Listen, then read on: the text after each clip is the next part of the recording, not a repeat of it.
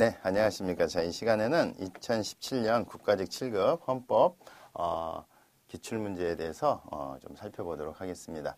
전체적인 평으로는 뭐 그렇게 무난했다 이런 평입니다. 물론 항상 그렇듯이 가장 구석지에서 이렇게 나오는 게 있는데 그런 것들은 여러분 너무 연연해하지 마시고 그런 것들을 다 맞추려고 하면은 수험생 입장에서는 공부 분량이 너무 많아지겠죠. 그래서 항상 수험생은 어때요? 남들 다 맞추는 거. 내가 절대 실수하지 말아야 되겠다. 교재에 있는 내용 절대 틀지 말아야 되겠다. 이런 전략으로 가시면 항상 좋은 성과가 나오게 됩니다. 자, 그럼 이 시간에 그 헌법에 대해서 기출문제에 대해서 좀 살펴보는 시간을 갖도록 하겠습니다. 자, 1번 보겠습니다. 헌법 전문에 관한 설명으로 옳은 것은 자, 1번 1948년 헌법 전문에는 이런 거 잘 보셔야 돼요. 헌법 전문에 관한 설명으로 옳은 것은 하고 그냥 느낌에 우리 현행 헌법이지 이러면은 그냥 훅 가는데 그렇죠? 1948년 헌법이라 그랬잖아요. 1948년 헌법은 제헌헌법이라고 하는 건데 거기에는 3.1운동으로 건립된 대한민국 임시정부의 법통과 독립정신을 규정하고 있으며 여기 대한민국 임시정부의 법통이라는 부분은 자 우리 현행헌법 구차기원에 들어간 부분이에요. 그래서 이제 어떤 이 부분은 1948년 헌법 전문에는 없던 내용입니다. 그러니까 이거는 틀린 지문이 되겠죠. 그전에는 어떻게 했어요? 지금 현행 헌법에서 개정된 내용 중 다음 중 틀린 것은 이렇게 물어봤는데 여기서는 그걸 쓱 돌려가지고 1948년 헌법에 이 내용이 있었어? 이렇게 물어보는 거 아니겠습니까? 그러니까 이런 것들이 이제 조금 한 단계 꼬은 문제입니다. 나머지 지문은 안으로 국민생활의 균등한 향상을 기하고 밖으로는 국제평화 유지에 노력할 것을 언급하고 있더라. 자, 이런 것들은 맞습니다. 자, 오직한 틀렸고요. 2번. 현행헌법 전문은 1948년 7월 12일에 제정되고, 그죠? 7월 12일에 제정이 됐는데, 우리 지금, 제헌절은 7월 17일 아니겠습니까? 그러니까 공포가 17일에 이루어진 거죠. 그 다음에 9차에 걸쳐 개정된 헌법을 이제 국회 의결을 거쳐 국민투표에 의하여 개정한다. 그러면 이게 지금 10차 개정이라는 얘기죠. 그래서 우리 헌법 전문에는 9차가 아니라 뭐라고 돼 있죠? 8차에 걸쳐서 개정된 것을 이번에 또 개정한다 이렇게 돼 있어요. 그래서 여기는 또 국회 의결을 거쳐 국민투표에 개정한다는 얘기는 종전 8차 헌법에 따라서 적법한 절차에 따라 거친 거다 이런 것을 천명하고 있는 겁니다. 좌우지간 9차가 아니라 8차니까 틀렸고요. 자, 3번 헌법 전문에 기재된 3.1 정신은 우리나라 헌법의 연역적, 이념적 기초로서 헌법이나 법률 해석에서의 해석 기준으로 작용할 뿐만 아니라 그렇죠? 여기까지 맞습니다. 그 다음에 곧바로 국민의 개별적 기본권성을 도출해내요. 그렇지 않습니다. 국민의 개별적 기본권성 같은 것들은 헌법 전문으로부터는 곧바로 도출된다고 보지는 않아요. 물론 헌법 전문이 그렇다고 해서 규범적 효력이 없는 건 아닙니다. 그런데 그런 것들은 법원에서 재판하거나 이렇게 할 때 하나의 해석 기준으로 작동하는 거지 그 조문에 의해서 국민 개개인이 헌법 전문에 있는 내용대로 왜 나에게 평등권이라든가 이런 것들이 곧바로 전문으로부터 그렇게 나온다고는 보질 않아요. 그래서 도출해내요. 이건 틀렸습니다. 예컨대 영토권을 헌법상 보장된 기본권으로 인정할 수 있다. 자, 이런 영토권이라는 것도 헌법 전문으로부터는 인정이 되지가 않고요. 나아가서 우리 이제 헌법재판소는 어떤 입장이죠? 영토 조항으로부터 영토권도 나오질 않고 다만 그럼 영토권이라는 것을 인정을 할 수는 없는 거냐?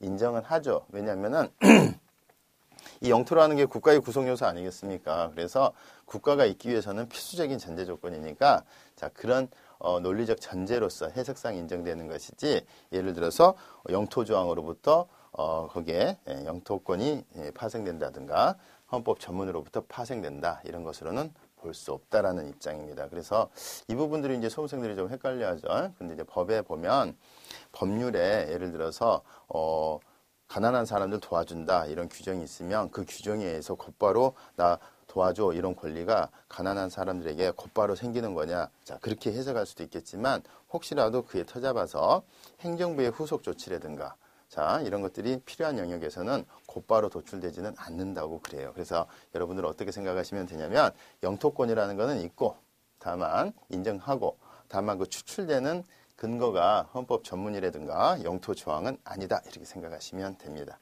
그래서 이 부분도 틀렸죠.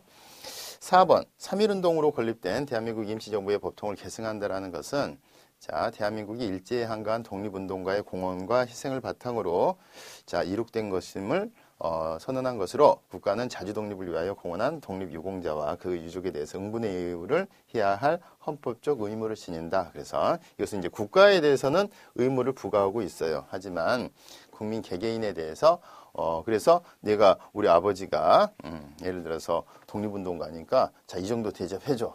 내가 원하는 건 이거야. 이렇게 뭐 청구하듯이 그렇게는 할 수 없다는 거예요. 조금 어렵지만 결론적으로 보면은 뭐 1번은 헌정사에 관한 내용이라고 볼 수 있겠고요. 그 다음에 이거는 이제 나머지는 헌법 전문에 관한 해석 내용입니다. 자, 그래서 정답은 4번 되겠습니다. 다음 문제 보시죠. 자, 조약과 일반적으로 승인된 국제법규에 관한 설명으로 옳은 것은 그래서 남북 사이의 화해와 불가침 및 교류 협력에 관한 합의서. 자, 여기까지죠. 자, 이것은 일종의 조약으로서 이 조약으로 보게 되면은 조약은 국가 간에 체결한 것을 조약이라 그러죠. 그러면 이 북한의 실체를 인정하게 되는 거겠죠. 그래서 조약으로는 볼 수가 없습니다. 나아가서 조약에 준하는 것으로도 볼 수 없다. 이게 우리 헌법재판소의 입장입니다. 따라서 뭐 국회의 동의를 얻고 여부를 떠나서 이제 뭐 예를 들어서 이제 공동 선언이 내지는 뭐 신사 협정적인 성격으로 보고 있죠. 그리고 국가성을 인정하지 않기 위해서 쓱 피해 가려다가 보니까 그런 거예요. 그냥 예를 들어서 나는 이제 민족 간의 거래다 이런 식으로 피해 가는 거죠. 우리 현행법에 그렇게 되어 있죠. 그래서 조약이라는 부분이 틀렸습니다. 조약에 준하는 것 이런 것도 다 틀리게 되겠죠. 2번 통상조약의 체결 절차 및 이행 과정에서의 남한과 북한 간의 거래는 남북교류 협력에 관한 법률 12조에 따라서 국가 간의 거래가 아닌 민족 내부 간의 거래로 본다. 이 정답입니다. 그래서 여러분들이 지금 현행 남북교류 협력에 관한 법률 12조에는 이렇게 무슨 거래로 보고 있어요? 국가 간의 거래가 아니라 민족 간의 거래다. 이렇게 해서 북한의 국가성을 인정할 수 없는 부분을 이렇게 피해가고 있습니다. 그래서 2번이 정답이고요. 3번 조약은 국가, 국제기구 등 국제법 주체 사이에 권리 의무 관계를 창출하기 위하여 서면 또는 구두 형식으로 이게 틀렸죠. 그래서 한때 작년에 우리가 그 위안부 합의에 합의된 문건이 있느냐 없느냐 이게 최대 관건이었죠. 그래서 조약은 서면으로 하도록 되어 있습니다. 그 조약에 관한 비엔나 협약에도 그렇게 되어 있고요. 그래서 구두라는 부분이 틀렸습니다. 그래서 구두는 말이죠. 아무래도 서면하고 말하고 어느 게 전부 책임 소재가 분명하고 신중해질까요? 서면입니다. 그래서 국가 간의 조약은 서면으로 하도록 되어 있습니다. 따라서 국제법에 의해서 규율되는 합의, 나머지는 맞는데 또는 구두 형식, 여기 이제 틀렸죠.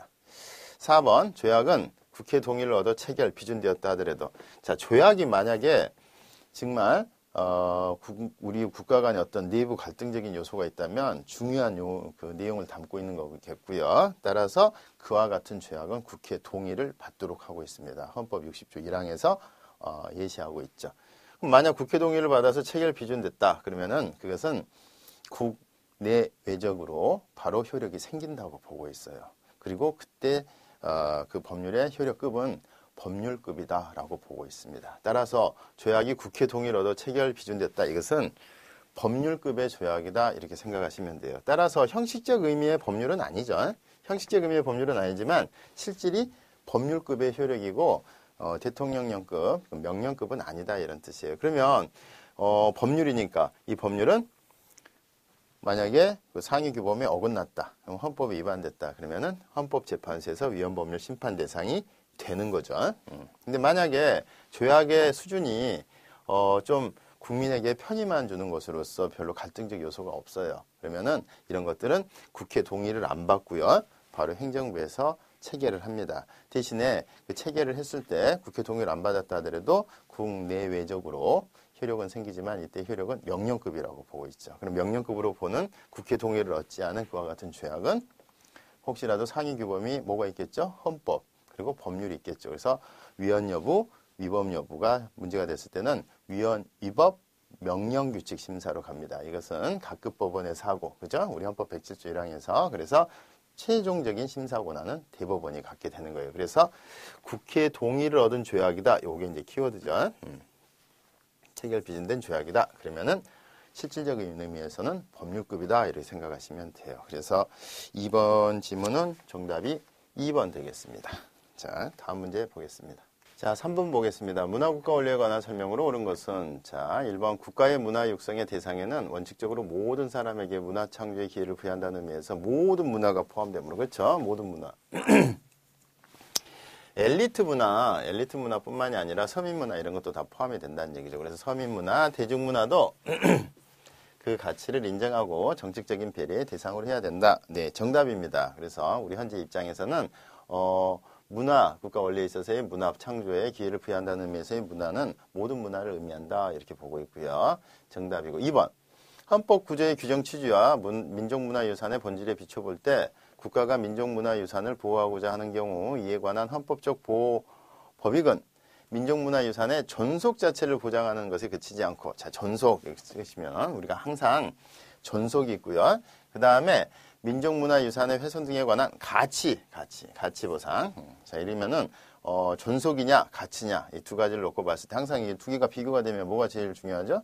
존속이 중요합니다. 그래서 그게 있는 거고, 자, 그거를 없애버리더라도 제대로 보상만 해주면 된다. 이게 가치 보상이어서 이 가치라는 부분은 존속이 불가능하거나, 그죠? 부득이한 경우에 대안으로 나오는 거지, 이게 동등가급은 아니에요. 그죠? 그래서 존속 자체를 보장하는 것에 있고, 민족문화 훼손 등에 대해서 가치 보상이 있는지 여부가 헌법적 보호법과 직접적 관련성이 있는 것은 아닙니다. 그래서 이 부분은 가치 보상적인 측면은 좀 빼주셔야 돼요. 그래서 우리가 일단은 민족문화를 보호하는 부분은 어떻게 해서든지 그거를 지켜내는 거지, 그걸 없애버려도 되고 대신에 제대로 된 보상만 있으면 된다, 이런 내용은 아닌 것이에요. 그래서 이번에 가치 보상이라는 부분은 가치 평가돼야 된다, 이런 부분은 틀립니다. 그래서 존속 자체를 보장하는 것에 민족문화유산의 본질이 있다, 이렇게 생각하시면 되겠고요.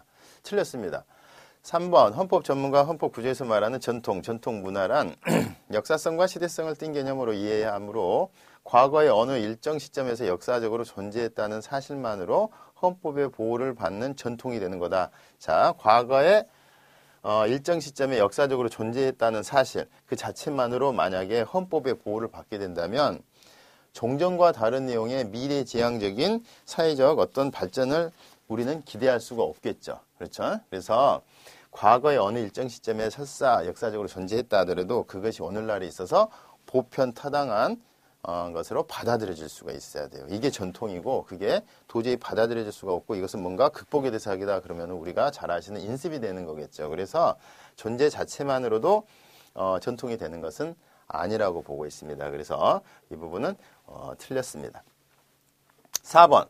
공동체 구성원들 사이에 관습화된 문화 요소라 하더라도 종교적인 의식 행사에 있어서 유래된 경우에까지 국가가 지원하는 것은 문화국가 원리와 정교 분리 원칙이 위배되는 거냐? 그렇지가 않습니다. 자, 보시면 예를 들어서 만약에 종교적인 의식 행사에서 유래가 됐습니다. 크리스마스가 대표적인 예죠. 기독교에서 유래가 됐지만 오늘날에 그것이 기독교만의 그 의식이 아니라 구성원들 사이에 이미 받아들여져서 그냥 같은 축제 분위기로, 자, 이렇게 자리 잡았다면 그것은 기독교에 대해서 종교와 분류가 돼 있고 그 속에서 문화적인 차별을 해서는 안 되는데 거기에 대해서 한 것이어서 정교 분리 원칙, 나아가서 문화국가 원리에 위배되는 거 아니냐, 그런 건 아니라는 얘기죠. 모든 구성원에 의해서 이미 받아들여졌다면. 그래서 정답은 1번으로 하시고 2번은 가치보상은 부수적인 거지 항상 민족문화유산은 존속에 포인트가 있다, 이렇게 생각하시면 돼요. 그 다음에 3번 같은 경우에는